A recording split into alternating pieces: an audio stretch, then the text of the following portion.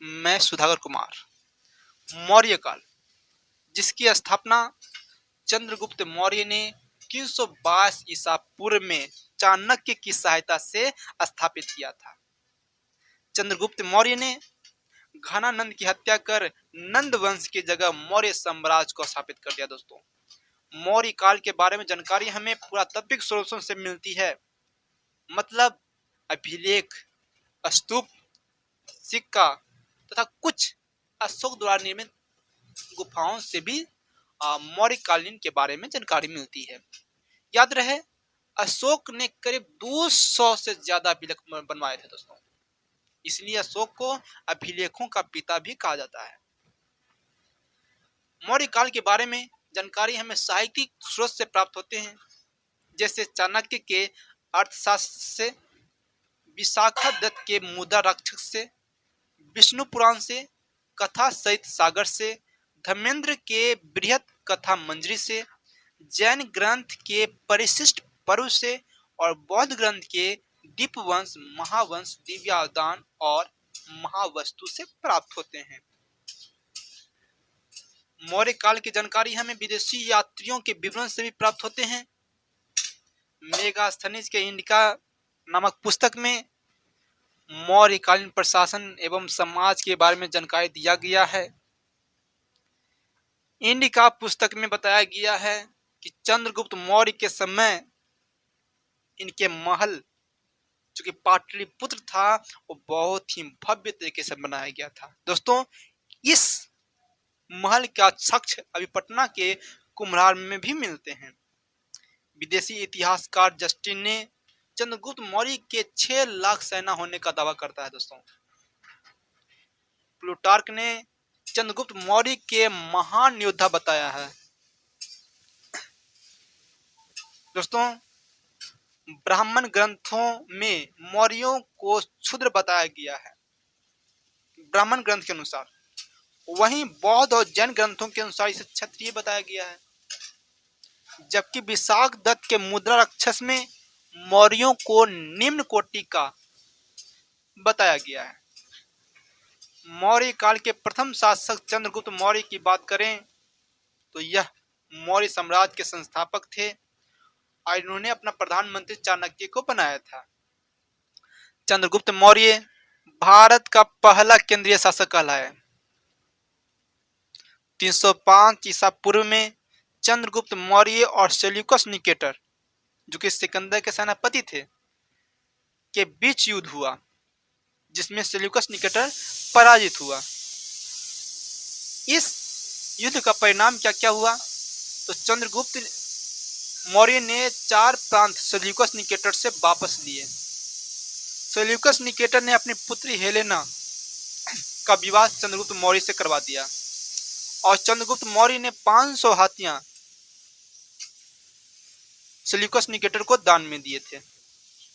Seleucus Nicator के साथ ही यूनानी राजदूत मेगास्थनीज चंद्रगुप्त मौर्य के दरबार में आए थे दोस्तों, और चंद्रगुप्त मौर्य की 2 पत्नियां भी थी। अन्य 2 पत्नियां थी दुर्धरा और नंदिनी। याद रहे, बिंदुसार दुर्धरा का ही पुत्र है। चंद्रगुप्त मौर्य ने गुजरात के गिरनार पर्वत पर सुदर्शन झील का निर्माण करवाया और इस झील का मरम्मत रुद्रदामन और स्कंदगुप्त ने भी मरम्मत करवाए थे। चंद्रगुप्त मौर्य की मृत्यु 292 ईसा पूर्व में संलेखना विधि से हो गया। दोस्तों, मौर्य साम्राज्य के द्वितीय शासक बिंदुसार की बात करें तो यह चंद्रगुप्त मौर्य के पुत्र और अशोक के पिता थे। बिंदुसार तक्षशिला में हुए विद्रोह को अशोक द्वारा दबाया गया था। इस कारण से अशोक को अवंती के साथ साथ तक्षशिला का भी राज्यपाल घोषित कर दिया गया। बिंदुसार आजीवक संप्रदाय को मानता था। इन्हें अन्य नामों से भी जाना जाता था। बिंदुसार को सिंहसेन जैन ग्रंथों के अनुसार, अमित्रघात यूनानी ग्रंथों में, वही मद्रसार पुराणों में लिखा गया है अन्य नामों के साथ। सीरियाई शासक तथा मिस्र के शासक राजदूत भेजे थे बिंदुसार के दरबार में। सीरियाई शासक एंटीयोकस ने डायमेकस को भेजा था। वहीं मिस्र शासक फिलाडेल्फस ने डायनोसियस को भेजा था। डायमेकस से अर्थात राजदूत डायमेकस से बिंदुसार ने 3 वस्तुओं की मांग किया था दोस्तों, शराब, अंजीर और दार्शनिक, जिनमें से शराब और अंजीर की तो पूर्ति हुआ, लेकिन दार्शनिक की पूर्ति नहीं हो पाया बिंदुसार को। डायनोसियस जो कि मिस्र से राजदूत बनकर के आया था, उसे भारत के धर्म में बहुत रुचि थी। तीसरे शासक अशोक की बात करते हैं तो याद रहे, अशोक को अभिलेखों का पिता कहा जाता है। इन्होंने 300 से ज्यादा अभिलेख बनवाए और सारे अभिलेख ब्राह्मणी लिपि, खर्षी लिपि और ग्रीक और अरमाइक लिपि में लिखा गया है। अधिकांशतः अभिलेख ब्राह्मणी लिपि में लिखा गया है। प्रथम बार अभिलेखों की खोज 1750 ईस्वी में पैंथेलर के द्वारा किया गया। वहीं प्रथम बार अभिलेखों को पढ़ा 1837 में जेम्स प्रिंसेप के द्वारा। अशोक का अन्य नाम अभिलेखों पर, जैसे मास्कीय अभिलेख पर अशोक का नाम अशोक है, गुर्जर अभिलेख पर देव नाम प्रिय है, वहीं प्रियदर्शी राजा बराबर की गुफाओं में लिखा गया है। अशोक मौर्य जूनागढ़ अभिलेख पर लिखा गया है। अशोक के शासनकाल की 8वें वर्ष बोले तो 261 ईसा पूर्व में कलिंग युद्ध हुआ था। इसकी जानकारी हाथी गुम्फा अभिलेख से मिलती है। इस अभिलेख के अनुसार युद्ध के समय कलिंग का शासक नंदराज थे और इस युद्ध में अशोक विजय हुआ और नंदराज पराजित हुए। युद्ध के कारण बताते हुए चाणक्य ने अपने अर्थशास्त्र में लिखा है कि युद्ध का कारण कलिंग में बहुत अधिक हाथियां थी। वहीं प्लिनी के अनुसार कलिंग व्यापार के क्षेत्र में काफी संपन्न था। इस युद्ध में 1 लाख से ज्यादा लोग मारे गए थे और 50,000 घायल हुए थे। इस युद्ध के बाद अशोक ने कारुबाकी से शादी कर ली। युद्ध के पश्चात अशोक ने उपगुप्त की सहायता से बौद्ध धर्म अपना लिया और बौद्ध धर्म के प्रचार प्रसार बहुत बड़े पैमाने पर किए। अशोक ने श्रीलंका में महेंद्र और संघमित्रा को भेजा प्रचार करने के लिए, वहीं महाराष्ट्र में महाधर्मरक्षित को भेजा, वहीं यूनान में महारक्षित को भेजा और मैसूर में महादेव को बौद्ध धर्म के प्रचार प्रसार के लिए भेजा था।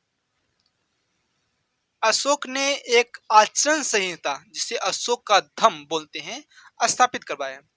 इसकी जानकारी बौद्ध ग्रंथ के राहुलो शुक्ल में मिलती है। बताते चले तो अशोक के धम्म में बताया गया है कि जीव हत्या नहीं करनी चाहिए, बड़ों का सम्मान करनी चाहिए और जियो ने 2 का उल्लेख किया गया है। अशोक ने कुछ महत्वपूर्ण स्तूप का भी निर्माण करवाए थे, जैसे सांची का स्तूप जो कि मध्य प्रदेश में पड़ता है, भरूच का स्तूप जो कि मध्य प्रदेश में पड़ता है, सारनाथ का स्तूप जो कि उत्तर प्रदेश में पड़ता है। दोस्तों, अशोक के धर्म की चर्चा एवं बौद्ध धर्म के त्रिरत्नों की चर्चा राजस्थान के भब्रू बैराट नामक अभिलेख से प्राप्त होता है। अशोक ने कुल 14 अभिलेख बनवाए थे। मुख्य अभिलेख 14 अभिलेख है। प्रथम अभिलेख जिसमें अहिंसा की बात किया गया है।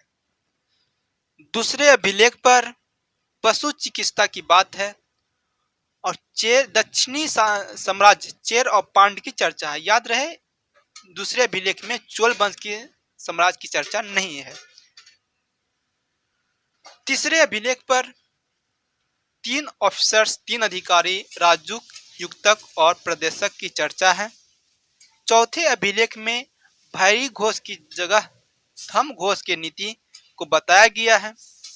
वहीं 5वें अभिलेख में धम्म महामात्र अधिकारी को नियुक्त किया गया है। 6ठे अभिलेख में आत्मनियंत्रण संबंधी शिक्षा दिया गया है और कहा गया है कि मेरे अधिकारी जब चाहे तब जन कल्याण के लिए हमसे मिल सकता है। यह बात 6ठे अभिलेख में कहा गया है। 7वें अभिलेख पर सभी धर्मों के बीच समन्वय की बात किया गया है। वहीं 8वें अभिलेख में धम्म यात्रा की चर्चा किया गया है। दोस्तों याद रहे, धम्म यात्रा राज्याभिषेक के 8वें वर्ष प्रारंभ किया गया था। 9वें अभिलेख में छोटे मोटे ये त्योहारों पर रोक लगा दिया गया और 10वें अभिलेख में धम्म के महत्व को बताया गया है। वहीं 11वें अभिलेख में कहा गया है कि मेरे अधिकारी अर्थात अशोक के अधिकारी ब्राह्मणों पर अत्याचार न करें। 12वें अभिलेख में स्त्री महामात्र नामक अधिकारी के बारे में चर्चा किया गया है, जो कि महिलाओं की स्थिति में सुधार लाता था। दोस्तों अभिलेख नंबर 13 में कलिंग युद्ध की चर्चा किया गया है और अशोक के हृदय परिवर्तन की बात भी लिखा गया है। 14वें अभिलेख में अशोक कहते हैं कि हमारे द्वारा बहुत सारे काम किए गए हैं, लेकिन जो चीज नहीं लिखा गया है उसकी जिम्मेदारी लिखने वाला है मैं नहीं हूं। मौर्य साम्राज्य की विशेषताओं की बात करें तो मौर्य साम्राज्य पितृसत्तात्मक राजतंत्र था। जैसे कि आप देख सकते हैं कि चंद्रगुप्त मौर्य के जस्ट बाद बिंदुसार आया और बिंदुसार के जस्ट बाद अशोक आया, जो कि बेटा का बेटा के बेटा है। मौर्य साम्राज्य में पहली बार भारत के अंदर केंद्रीय शासन और संप्रभु राज की अवधारणा को देखा जा सकता है। इसी साम्राज्य के अंदर सर्वप्रथम भारत का एकीकरण देखने को मिला था। जैसे उत्तर में जम्मू कश्मीर से लेकर दक्षिण में कर्नाटक तक और पूर्व में बंगाल से लेकर के पश्चिम में ईरान तक देखने को मिल सकता है। मौर्य साम्राज्य को भारत के अंदर पहला कल्याणकारी राज्य माना जाता है, क्योंकि चंद्रगुप्त मौर्य और अशोक ने जनता के लिए बहुत सारे परोपकारी काम किए थे। दोस्तों मौर्यकालीन प्रशासन की जानकारी हमें अर्थशास्त्र और इंडिका से प्राप्त होती है और कुछ जानकारी हमें अभी अशोक के अभिलेख से भी प्राप्त होता है। चाणक्य के अर्थशास्त्र के अनुसार प्रशासन की बात करें तो इसके अनुसार साम्राज्य चार चक्रों अर्थात 4 प्रांतों में विभाजित था। उत्तरापथ जिसकी राजधानी तक्षशिला थी, दक्षिणापथ जिसकी राजधानी स्वर्णगिरि थी, उज्जैन जिसकी राजधानी अवंतिका थी और मध्य देश जिसकी राजधानी पाटलिपुत्र थी। जब अशोक ने कलिंग विजय के बाद कलिंग को जीत लिया तो मौर्य साम्राज्य का वह क्षेत्र 5वां चक्र बन गया। याद रहे अशोक ने कलिंग को 2 भागों में विभाजित किया था। उत्तरी कलिंग जिसकी राजधानी तोसली को बनाया और दक्षिणी कलिंग जिसकी राजधानी जौघर को बनाया था। दोस्तों प्रशासन के लिए प्रशासनिक विभाग को 8 इकाइयों में बांट करके प्रशासन किया जाता था या प्रशासन चलाया जाता था, जिसमें सबसे ऊपर साम्राज्य हुआ करते थे जिसके प्रमुख सम्राट थे। दोस्तों उसके जस्ट नीचे प्रांत और इसके प्रमुख गवर्नर होते थे। जस्ट नीचे आहार या विषय जिसके प्रमुख विषयपति। उसके बाद स्थानिक 800 गांवों का समूह है जिसके प्रमुख स्थानिक होते थे। द्रोणमुख 400 गांव का समूह जिसके प्रमुख द्रोणमुख हैं। वहीं उसके जस्ट नीचे खार्वटिक 200 गांवों का समूह जिसके प्रमुख खार्वटिक हैं। संग्रहण 100 गांवों का समूह उसके प्रमुख संग्रहक हैं। जस्ट नीचे ग्राम जिसके प्रमुख ग्रामिक हैं। अर्थशास्त्र में चाणक्य ने 18 तीर्थ अर्थात मंत्रियों की चर्चा और 27 अध्यक्ष विभागों का वर्णन किया है।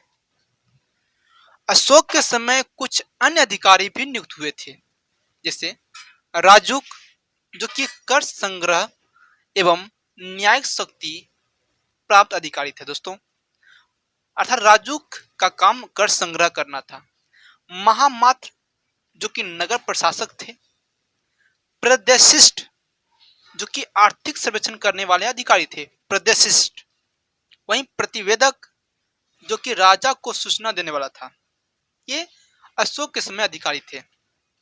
मेगास्थनीज के अनुसार, मेगास्थनीज के इंडिका के अनुसार प्रशासनिक व्यवस्था की बात करें तो साम्राज्य अथवा नगर के प्रशासन हेतु 6 समितियां बनाई गई थी और सारे समितियों में 5 सदस्य हुआ करते थे। उनमें से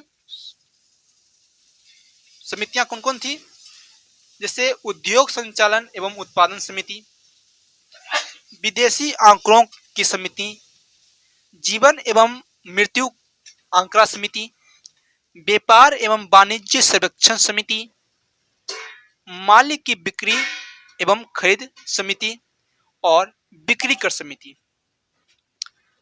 गुप्तचर व्यवस्था चाणक्य के अनुसार 2 प्रकार की गुप्तचर व्यवस्था थी। संस्थान जो कि एक ही स्थान पर रह करके काम करते थे, और दूसरा संचरी जो कि घूम घूम कर करके अपना काम करते थे। दोस्तों, चाणक्य ने गुप्तचरों को गुरु पुरुष कहा है और गुप्तचर विभाग का सबसे बड़ा मंत्री महामात्स सर्प है। दोस्तों, यानी कि गुप्तचर विभाग के सबसे बड़े मंत्री को महामात्स सर्प कहा जाता था।